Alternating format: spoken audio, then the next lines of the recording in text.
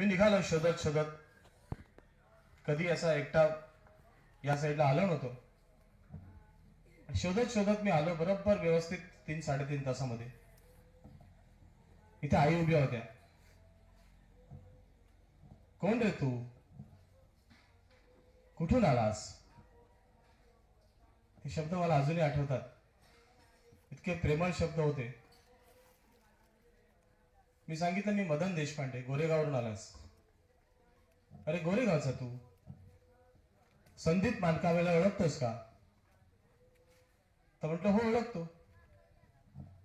संदीप आणि मी आम्ही कॉलेजपासून एकत्र होतो. त्याने देखील सीए केलं आणि आम्ही सीएचा अभ्यास एकत्र केला.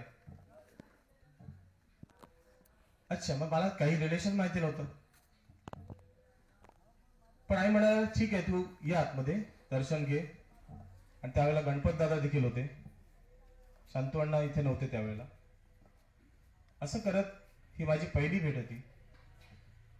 त्यानंतर 1 तास मी या परिसरात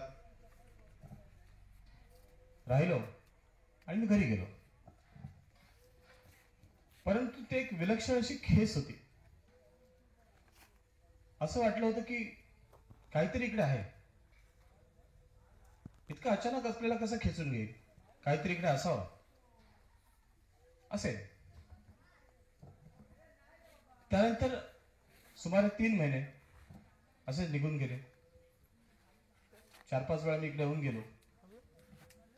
इतर लोकांची ओळख झाली, नानांची ओळख झाली, शांताराम अण्णांची ओळख झाली. आणि नंतर असं वाटलं की दिस इज व्हेरी सिंपल. हे खूप सिंपल आहे. इथे कुठलाही बडेजाव नाही.